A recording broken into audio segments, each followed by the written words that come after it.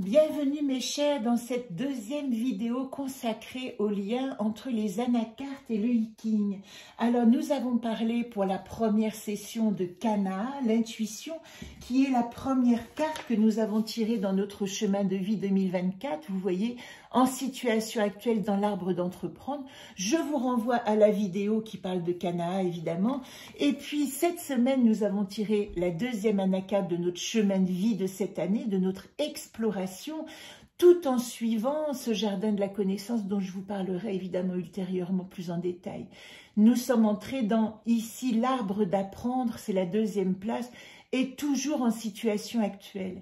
Et si vous voyez des écritures ici, c'est parce que je pars en voyage dans pas très longtemps et que j'ai tiré les cartes pour pouvoir vous présenter toutes celles qui auront été tirées préalablement et qui se présenteront au fur et à mesure.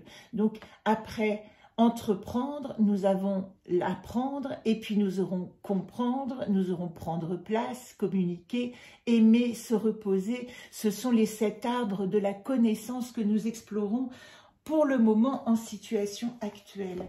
Alors, je vous ai montré la semaine dernière le dos du hiking de mon jeu que je prépare sur mes papiers, là, que je suis en train de préparer. C'était Kana, l'intuition. Dans l'arbre d'entreprendre, activer mon intuition. Eh bien, cette semaine, dans l'arbre d'apprendre, Zolt nous dit comment je vais apprendre à me servir de mon intellect. Et ce qui est intéressant, c'est que ici nous allons comprendre comment Zolt est constitué de sa dimension yang, de son animus et de sa dimension yin. C'est toute l'idée que j'ai d'associer le hiking à ces anacartes, c'est de reprendre les éléments de ce qu'on appelle, j'aime bien vous donner de temps en temps des informations, mais vous pouvez aller vous renseigner. Vous avez derrière, vous voyez ici, toute ma bibliothèque et puis cette espèce de grande trame que j'ai créée il y a déjà 4 ans pour essayer de comprendre comment associer les anacartes au chemin de vie. C'est ça que nous expérimentons. Et puisque nous parlons principalement des dimensions yin et yang du hiking, eh bien il faut nous référer à la roue de Fuchi, qui est la roue qu'on appelle du ciel antérieur, parce que Fuchi, qui il y a 4000 ans, a inventé ce système symbolique pour parler du monde et surtout de la roue du Tao, de la manière dont les choses circulent, yin-yang et tous les éléments et tous les archétypes et comment un remplace un autre, comme ce petit point noir dans la partie blanche du Tao et le petit point blanc dans la partie noire. Alors ici, nous allons étudier particulièrement Ken, la montagne, le 3e fils, parce que quand nous prenons Zolt, et je vais y revenir tout de suite, mais vous voyez, il est constitué de 2 hexagrammes qui chacun sont constitués de 2 trigrammes, c'est-à-dire à 3 traits. Et à chaque fois, la forme d'association, c'est que le trigramme du haut est le même. Vous voyez, dans le yang et dans le yin, nous allons retrouver par exemple ici Ken, la montagne. Je vais vous en parler tout de suite. Mais ce qui les différencie tous les deux, c'est que le trigramme du bas, l'entrée, elle est yang pour cette partie-là. Nous avons ici Kien, le ciel, qui est le premier hexagramme, le père. Et nous avons ici Quen, la terre, qui est le 2e hexagramme et qui est composé de traits coupés qui sont yin. Voilà comment se constituent à chaque fois ces entrées d'hexagrammes. Ça vous donne une piste. Alors que nous dit Zolt, la pensée, l'intellect, l'esprit n'est pas contenu dans le cerveau. On ne peut pas se contenter de penser pour créer et pour agir. Il y a ailleurs que dans le cerveau une capacité à réfléchir et c'est ce que nous dit Zolt. Elle nous dit déjà d'une part une chose très importante, c'est qu'il y a un temps de stratégie et de réflexion à respecter. Pourquoi? Parce que nous avons cette entrée de Ken, la montagne. Alors, je vais vous le remontrer ici, mais vous voyez, Ken, la montagne, elle est ici, dans l'arbre de comprendre, parce que Zolt, dans le chemin de vie tel qu'il est établi dans le hiking, il appartient, nous sommes dans l'arbre d'apprendre parce que nous avançons cette année et nous tirons les cartes au hasard, donc elles se posent où elles veulent, mais la vraie position de Zolt dans le chemin fixe, c'est-à-dire établi sa structure, c'est dans l'arbre de comprendre parce qu'il appartient au 2e fils, au 3e fils. Ici, le deuxième fils. Ici, le premier fils. Ici, nous avons première fille, deuxième fille, troisième fille. Et dans l'arbre de se reposer, qui est divisé en deux, nous avons d'un côté le père et de l'autre côté la mère. Mais là, vous voyez, dans l'arbre de comprendre, c'est Ken qui va nous permettre de développer notre capacité individuelle à réfléchir sur cet archétype. Donc, j'ai pour moi la notion de Ken, la montagne, l'immobilisation. Ça, c'est le haut, on va dire, de l'hexagramme. Et Ken, il est ici, la montagne, vous voyez, dans la roue de Fuchi. Ken, il nous parle du troisième fils, je vous l'ai dit, c'est le jeune fils, le cadet, c'est la fin de la famille, c'est l'immobile. Il enferme, il annonce qu'il y a une fin avant le commencement. Il correspond aussi au repos, au royaume des immortels, à des bilans et il fixe des limites. Eh bien, rien qu'avec cette information, nous comprenons qu'avec Zolt, nous avons la nécessité, quand nous réfléchissons, de nous arrêter, d'avoir un temps d'immobilité. Et puis, si je vous prends la deuxième partie dessous, alors là, nous allons parler d'hexagramme par hexagramme. En ce qui concerne la partie yang, nous sommes avec Tachu, le pouvoir d'apprivoisement du grand, qui nous parle de Kan plus Ken, le ciel, Kan plus Kien, ça donne la matière, la montagne se dépose dans le monde. C'est comme si il y a ce temps d'immobilisation qui n'est pas seulement sur la matière, mais sur l'univers tout entier. Voilà ce qu'il nous dit, cet hexagramme. Et puis, il nous dit autre chose, nous allons y venir tout de suite. Comme ça, je vais vous définir ce que veut dire l'hexagramme de l'apprivoisement du grand. Il est relié, l'apprivoisement du grand, à l'idée d'un pouvoir créateur en renouvellement, une exigence de la pensée qui est tournée vers l'avenir, s'appuyer, dit-il, sur un savoir ancien. Il demande la nécessité d'une concentration. Voilà où doit se poser notre énergie yang. Alors, il est aussi associé, et je vous parlerai après de l'arbre, parce que là, on a déjà bien avancé, à la porte de l'ego. Les portes, ce sont les entrées, je vous en ai parlé, hein, dans le Rav I Ching, qui correspond au Human Design.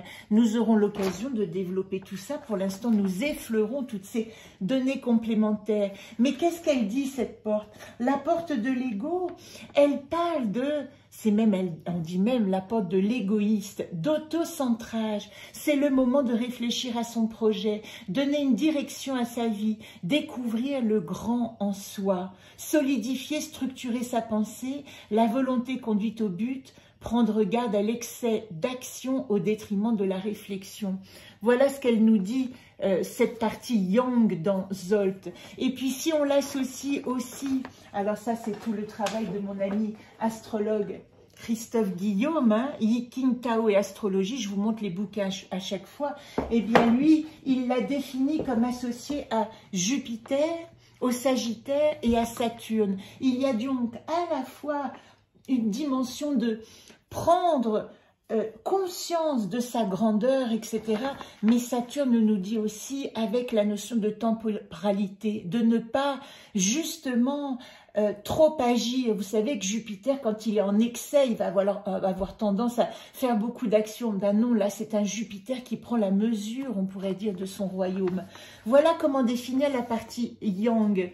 Alors, si je prends la partie yin, c'est très intéressant parce qu'elle est quasiment...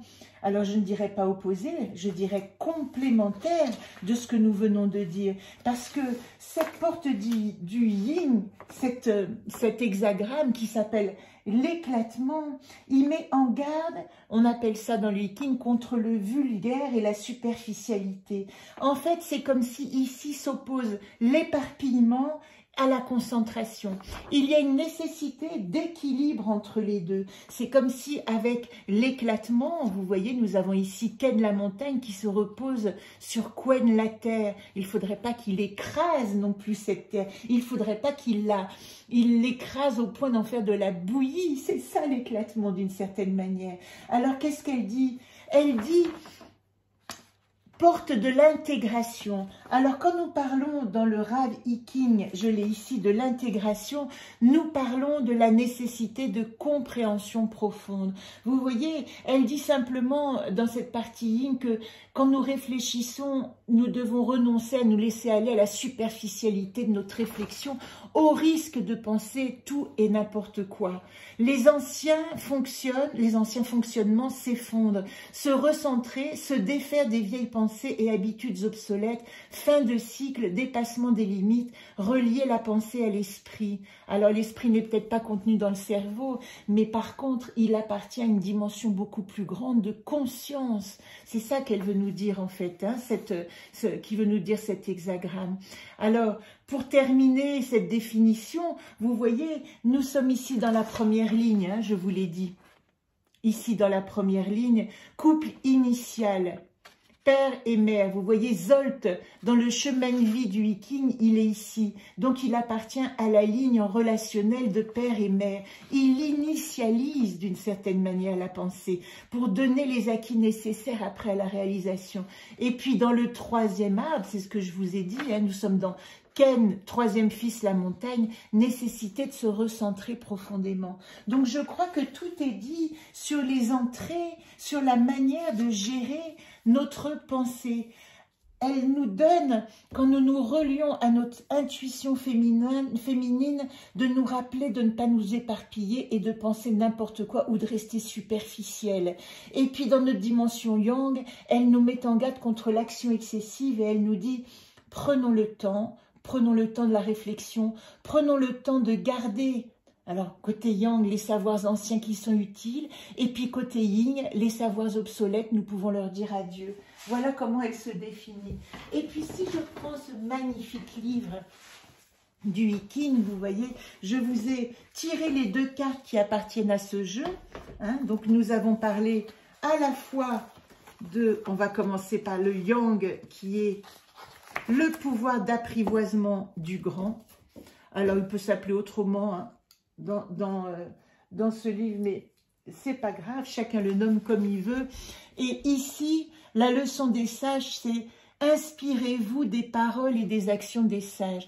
Plus que jamais dans ce temps de réflexion, et vous voyez, je rajoute que Zolt, dans le cycle Solune, eh bien, il est associé à sagesse et mémoire à la seconde gardienne, et il nous parle de ça. Il nous parle de nous rappeler du savoir juste des anciens.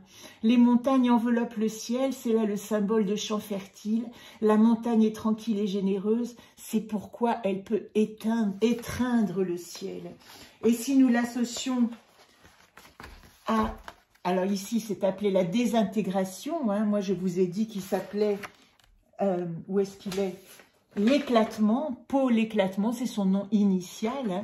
La désintégration, qu'est-ce qu'elle nous dit? Vous avez vu comme c'est étrange, cette image, qu'en fait, on a une totale domination des traits yin, du féminin, qui pousse vers le haut cet ultime trait yang, c'est-à-dire que nous allons arriver à la désintégration de toute action pour pouvoir à nouveau, ça va être Quen, faire fleurir, faire germer, rendre fertile la terre. Alors la carte 23, elle nous dit, il est temps de trouver refuge.